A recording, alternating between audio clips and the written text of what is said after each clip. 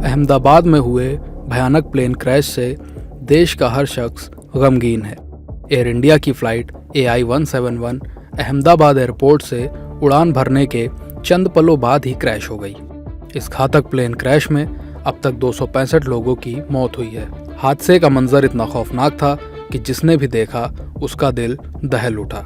इस हादसे के कारणों को लेकर तरह तरह के कयास लगाए जा रहे हैं। विशेषज्ञों और पूर्व विमानन अधिकारियों ने अलग अलग तकनीकी वजहों की आशंका जताई है। कैप्टन अरिंदम दत्ता ने कहा कि ब्लैक बॉक्स का डेटा सामने आने के बाद ही हादसे की असल वजह पता चल पाएगी, जिसमें 1 से 1.5 महीने लग सकते हैं। हालांकि उन्होंने ये ज़रूर कहा, इस घटना के वक्त AI-171 का लैंडिंग गियर नीचे ही था, जो कि बड़ी गड़बड़ी का संकेत दे रहा था। देखिए, कुछ भी हो सकता है। आप technical problem, human error, weather, सब कुछ हो सकता है। छोटी मोटी चीज़ भी है इसमें। तो जब तक ये ब्लैक बॉक्स हम लोग अभी तो मैंने सोचा कि ब्लैक बॉक्स निकल गया और उनको मिल ही गया। इसका अभी जो रिकॉर्डिंग है वो कम से कम 1-1.5 महीना लगेगा। इसका जो भी रिकॉर्डिंग है, डेटा है, सब रिकवर करने के लिए। वो ब्लैक बॉक्स का डेटा जब तक रिकवर नहीं होगा प्रॉपर वे में, मैं कुछ बोल भी नहीं पाऊँगा। हाँ, थोड़ा बहुत जैसे मैं बोल पाऊँगा कि जैसे टेक ऑफ के बाद मैंने देखा कि उसका जो लैंडिंग गियर है वो आप ही नहीं हो रहा था, कुछ ना कुछ तो हुआ होगा। जबकि वो 50 फीट में अंदर चले जाना बहुत ज़रूरी है कि ये अंदर चले जाए, वो तो गई नहीं। और ड्यू टू दैट वन कि लिफ्ट ही नहीं मिल रहा था तो सिंक होते जा गया और अचानक एक बिग ब्लास्ट। और 90 to 100 अगर टन फ्यूल लेके जाओगे तो ये छोटा बम जैसा ही होगा, तो कहीं पे गिरेगा तो एयरक्राफ्ट का तो हालत मैं कुछ क्या बोलूँ। उसके साथ आजू बाजू जो बिल्डिंग है वो तो इफेक्टिव होगा ही। कल भी मैंने एक चैनल को बोला था कि आप खाली ये एयरक्राफ्ट के जो पैसेंजर इसके बारे में मत सोचिए, आजू बाजू जो बिल्डिंग है उसके बारे में भी सोचिए, क्योंकि जो टेम्परेचर इसमें राइज होगा और जो आग का गोला निकलेगा वो तो आजू बाजू के बिल्डिंग को एकदम ख़त्म कर देंगे। एयर इंडिया के पूर्व फ्लाइट कैप्टन नरेश कुमार बैरी कहते हैं कि फ्लाइट ने उड़ान भर ली थी, फिर अचानक ऐसा कुछ हुआ कि फ्लाइट के दोनों इंजन फेल हो गए, जिसकी वजह से प्लेन एक बम की तरह सीधे ज़मीन पर गिरा। मुझे जो लग रहा है इस जहाज़ में इंजन, बोथ द इंजन ना loss power because flame out हुआ है या इलेक्ट्रिकल कोई प्रॉब्लम है या कुछ ना कुछ ऐसा हुआ है जिससे कि पावर चली गई, क्योंकि 300-400 फुट तक तो वो उड़ गया अपनी स्टार्टिंग वाली पावर से ही। उसके बाद वो मेंटेन नहीं कर पाया। उसी दौरान कैप्टन सब्रवाल जो हैं सुमित, जो मेरे साथ फ्लाई भी कर चुके हैं को पायलट, एज ए को पायलट काफ़ी साल पहले, तो उन्होंने मे डे का कॉल भी दिया है। उन्होंने दिया या फर्स्ट ऑफिसर ने दिया है ये तो पता लग जाएगा CVR से, कॉकपिट वॉइस रिकॉर्डर से।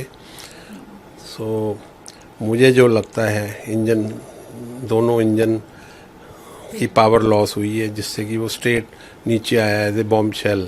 एविएशन एक्सपर्ट संजय लाजर ने कहा कि फ्लाइट के टेक ऑफ के वीडियो का विश्लेषण करें तो इंजन में पावर फेल्योर का संकेत मिलता है।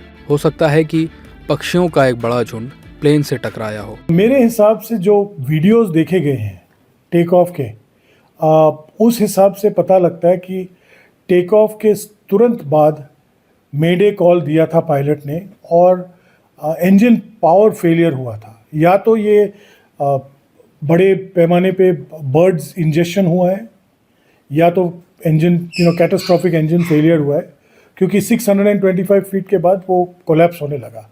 तो और एयरक्राफ्ट धीरे धीरे गिर के कॉलेज के ऊपर गिर गया। नागरिक उड्डयन मंत्रालय के पूर्व संयुक्त सचिव सनत कौल ने ड्रीम लाइनर बनाने वाली कंपनी बोइंग पर भी सवाल खड़े किए। उन्होंने कहा कि बोइंग पर पहले भी आरोप लगते रहे हैं। अमेरिकी सरकार ने भी बोइंग के खिलाफ इंक्वायरी की है। हालांकि ड्रीम लाइनर 10 साल पुराना प्लेन है और अभी तक इसमें खराबी की कोई बात सामने नहीं आई है, इसलिए इस हादसे की वजह तो जांच के बाद ही सामने आएगी।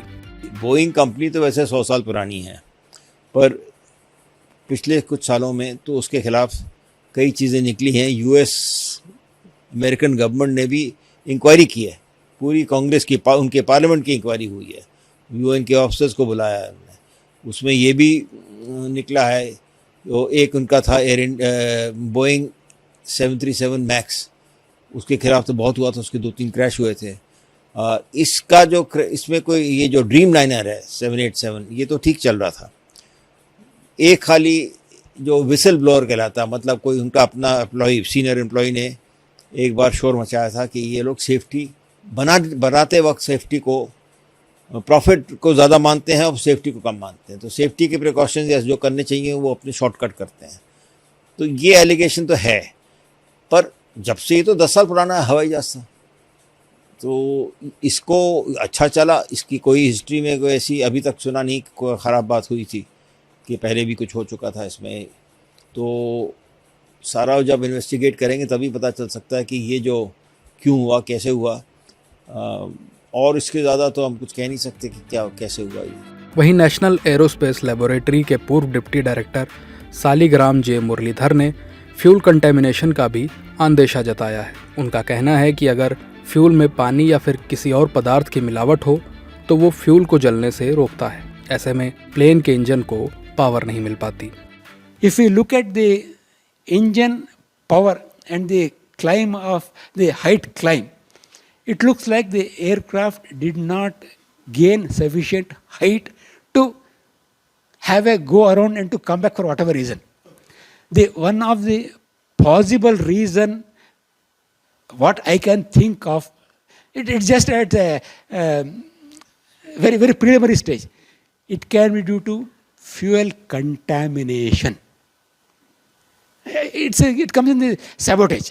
So whatever fuel you are adding, if it is contaminated with water or whatever is there, so as far as the quantity of the fuel is concerned, it will show perfect. But it is contaminated with something which prevents the burning of the fuel. So you give the power, initially it starts, but when it demands the peak power, that time it may not be giving the required peak power because of fuel contamination.